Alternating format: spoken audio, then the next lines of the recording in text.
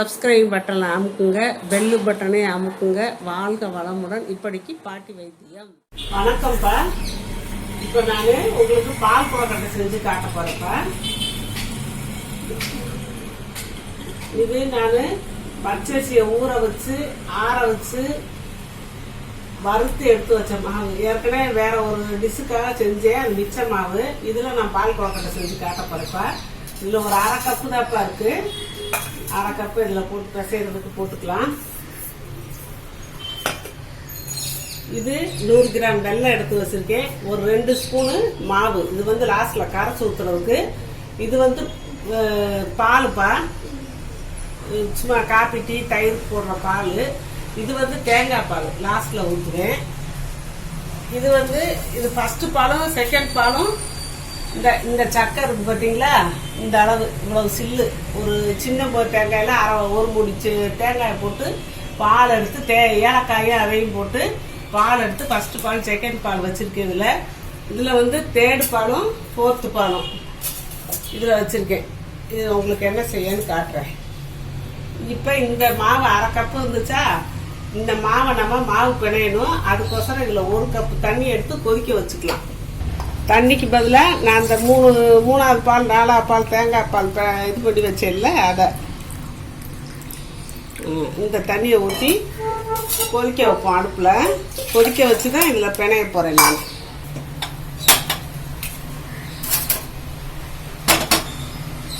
அடுப்பில் வச்சாச்சு, கொதிக்கட்டும். இந்த வெல்லத்தை கரைக்கிறதுக்கு இந்த வெல்லத்தை ஒரு பாத்திரத்தில் போடுறப்ப போட்டு அது தேங்காய் பால் தண்ணியே ஊற்றணும். முங்குற அளவுக்கு ஊற்றியாச்சு, போதும். நம்ம கரைச்சிக்கலாம்.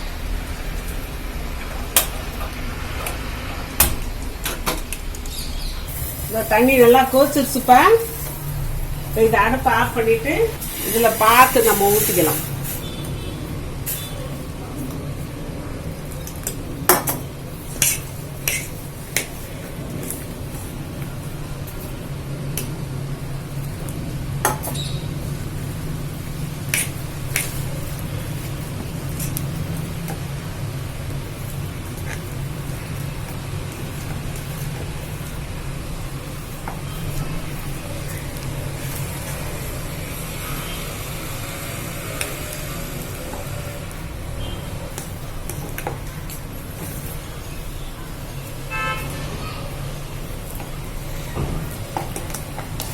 இந்த தண்ணியே சரியா போச்சு. இந்த தண்ணி தேவைப்படல, வச்சிருப்போம் நம்ம.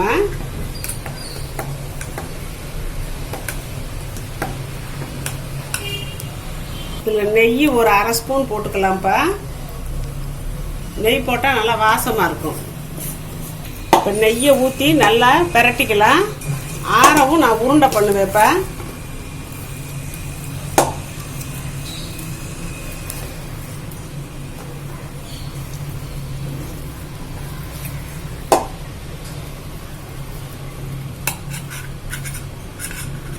இப்போ மாவு இது நல்லா வெந்துருச்சு. இப்படி கையில் தொட்டா பாருங்கப்பா, தொட்டா ஒட்டலையில் நல்லா வெந்து போச்சு. இப்படி தான் இருக்கணும். நம்ம அப்போ தான் கொழுக்கட்டை பிடிச்சி போட்டு நல்லா இருக்கும் டேஸ்ட்டாக.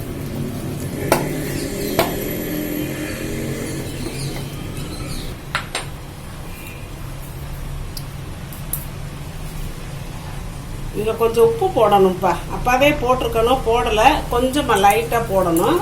போட்டாச்சு.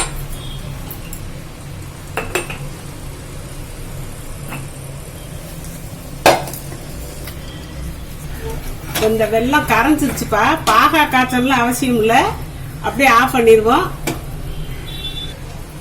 இப்போ உப்பு போட்டு பிணைஞ்சாச்சுப்பா. இந்த மாவை நான் சின்ன சின்ன உருண்டையா உருட்டி போடணும்ப்பா.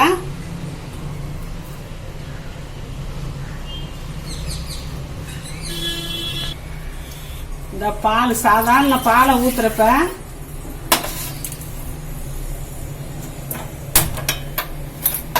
பாலை ஊற்றி அடுப்பை வச்சிருவோம். இன்னும் கொஞ்சம் தண்ணியை கலந்துக்கலாம். ஒரு அரை டம்ளர் தண்ணியை ஊற்றிக்கிறேன். 1.5 டம்ளர் காஞ்சிக்கிட்டு இருக்கட்டும். நம்ம அதுக்குள்ள இன்னும் கொஞ்சம் உருட்ட வேண்டியது இருக்கு, உருட்டிக்கலாம் மாவை. பொடி வருதுப்பா, பொங்குது. 2 உருண்டையா இந்த உருட்டி வச்சிருக்கேன்ல, இந்த உருண்டைய சும்மா இப்படியே போட்டு விடலாம். அடுப்பை கொஞ்சம் கையில் வச்சுக்கலாம்.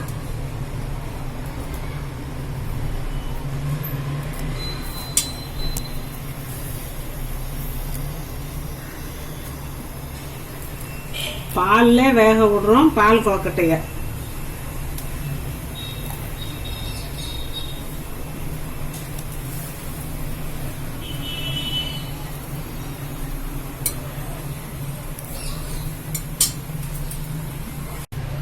இப்போ கொதிக்குதுப்பா. கொதிக்கும் போது நம்ம உடனே கரண்டி விடக்கூடாது. அப்படியே இந்த இப்படி வச்சு ஆட்டி விட்டுக்கறணும். இது சீக்கிரமா வெந்துடும். ஒரு 2-3 நிமிஷத்துல வெந்துடும்.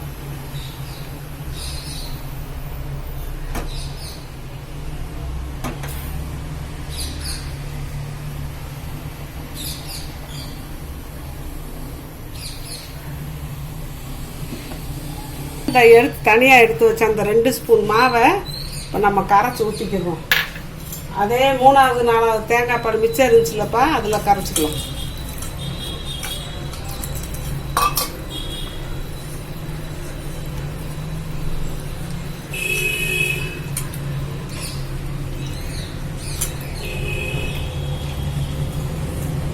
வெந்து மேலாக அந்த உருண்டையெல்லாம் நல்லா தெரியுதுலப்பா, வெந்துருச்சு. 2-3 நிமிஷத்துலேயே வெந்துடும். அது ஏற்கனவே வறுத்து சுடுதண்ணியில் இது பண்ண மாவு தான், அதனால வெந்துடும். இப்போ நான் இதை ஊற்றுறேன்.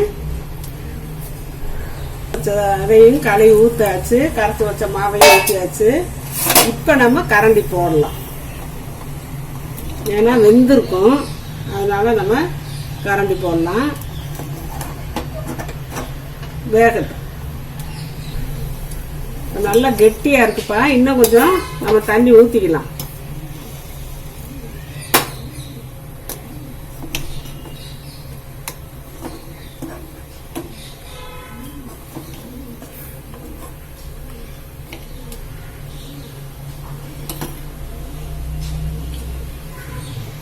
இந்த இப்ப கொதிக்குதுப்பா. மாவு இன்னும் கொஞ்ச நேரத்துல வெந்துரும்.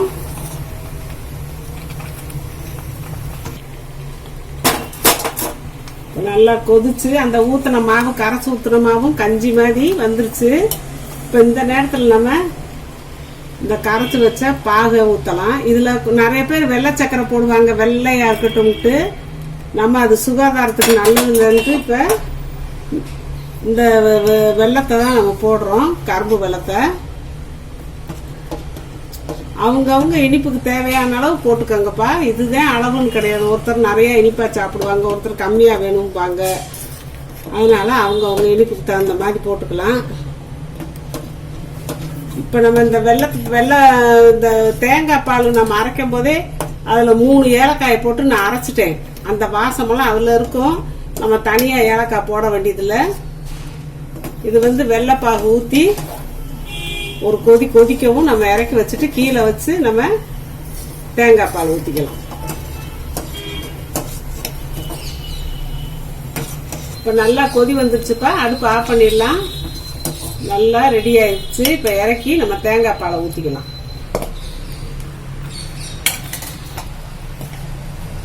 இப்போ இறக்கியாச்சு. இப்போ தேங்காய் பாலை ஊற்றிடுவோம்.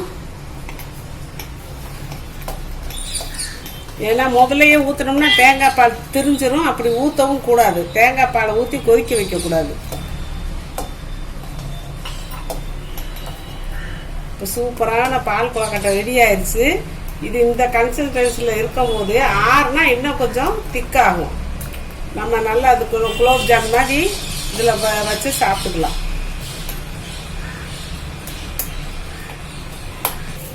இப்போ சத்து நிறைஞ்ச பால் கொழுக்கட்டை ரெடி ஆயிடுச்சுப்பா.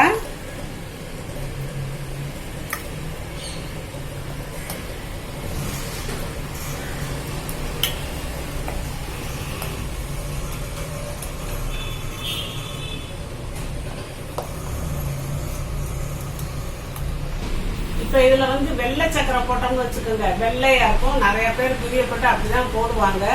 இப்படி லைட் கிரீம் கலர்ல எல்லாம் சூப்பரா இருக்குல்லப்பா கலரு. இந்த மாதிரியே நம்ம செஞ்சு சாப்பிட்டுக்கலாம். ரொம்ப உடம்புக்கு நல்லது. வெள்ளத்துல இரும்பு சத்து, தேங்காயில இருக்க சத்து, தேங்காய் பால் குழந்தைகளுக்கெல்லாம் நல்லது, எல்லாருக்குமே நல்லது. இது ஒரு ஸ்வீட்டாகவும் ஆகிப்போச்சு. ஆறின பிறகு இன்னும் கெட்டியாகும். அப்படியே எடுத்து பவுலில் வச்சு ஸ்பூனில் வச்சு சாப்பிட்டோம்னா பால் இது குலோப்ஜான் சாப்பிட்ட மாதிரி இருக்கும்ப்பா, சூப்பராக இருக்கும். இந்த மாதிரி செஞ்சு பிள்ளைகளுக்கு அதே ஊடமாட செஞ்சு கொடுங்க, ரொம்ப நல்லா இருக்கும். இதையே இந்த அரிசி இல்லாமல் வேற வேற இந்த சிறுதானிய அரிசி, குதிரைவாளி அரிசி, வரகரிசிலையும் கூட செய்யலாம். இதே மாதிரி இந்த மெத்தடில் நான் அதையும் ஒரு நாளைக்கு நான் செஞ்சு காட்டுறேன்ப்பா. வாழ்க்கை வளமுடன். இப்போ நிறைய பேர்ப்பா நான் அவங்க கொஸ்டினுக்கு ஆன்சர் சொல்கிறோம்லன்னு கேட்குறாங்க. சொல்லிக்கிட்டு தான் இருக்கேன். நான் அதுக்குன்னு சொல்லி பார்வையாளர்கள் கேள்வி பதில் நான் போட்டிருக்கேன். அதை பார்த்துக்கோங்கப்பா. அதை பார்த்தீங்கன்னா உங்களுக்கு தெரியும். நான் வரிசையாக கேள்வி பதில் போட்டுக்கிட்டே இருக்கேன். அதில் போட்டு பார்த்தீங்கன்னா நீங்கள் கேட்ட கேள்விக்கெல்லாம் நான் பதில் சொல்லிடுறேன்ப்பா. அதை கட்டாயம் நீங்கள் பார்த்து தெரிஞ்சுக்கோங்க. சப்ஸ்கிரைப் பட்டனை அமுக்குங்க, பெல்லு பட்டனை அமுக்குங்க. வாழ்க வளமுடன். இப்படிக்கு பாட்டி வைத்தியம்.